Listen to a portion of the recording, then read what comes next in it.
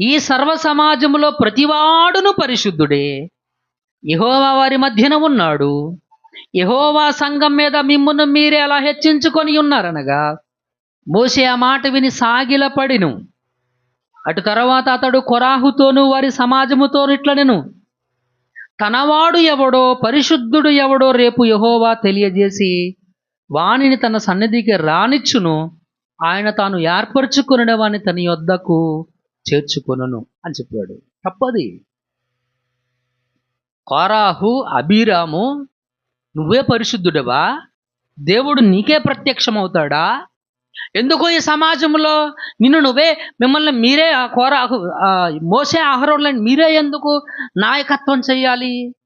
నీకెందుకు మేము లోపడాలి? దీన్ని ఏమంటాము? అహంకారం, గర్వం, అసూయ. ఏంటిది? అసూయ.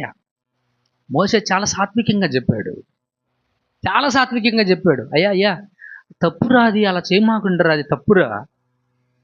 సరే, రేపొద్దున దేవుని సన్నదికి వెళదాం.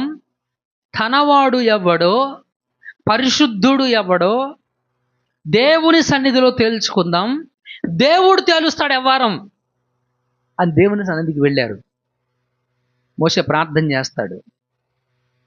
భూమి నెరవెడిచి ఆ అధ్యాయంలో మనకు కనబడతా ఉంటుంది 30వ వచనం నుంచి. వాళ్ళు చేసింది తప్పు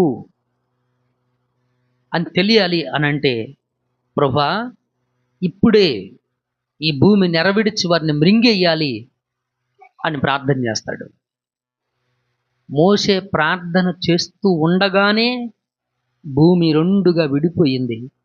250 మందితో పాటు కోరాహు, అబీరాము, దాతాను, వారి కుటుంబ సభ్యులు, వారి పిల్లలు, వీళ్ళందరూ కూడా భూమి వారిని మృంగేసింది. అప్పుడు సర్వ సమాజం చూసి వీళ్ళెంత తప్పు చేశారని అంటారు. ఎందుకు? వారి కుటుంబాల నాశనం కావడానికి కారణం ఏంటి? అసూయ. ప్రియమైనటువంటి దేవుని బిడ్డలారా, ఇక్కడ కూర్చున్నటువంటి సంఘ సభ్యులమైనటువంటి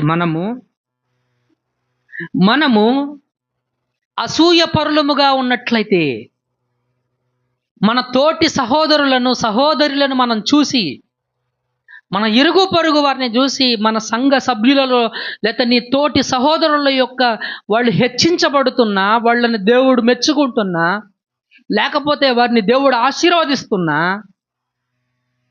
నువ్వు అసూయ పడకూడదు.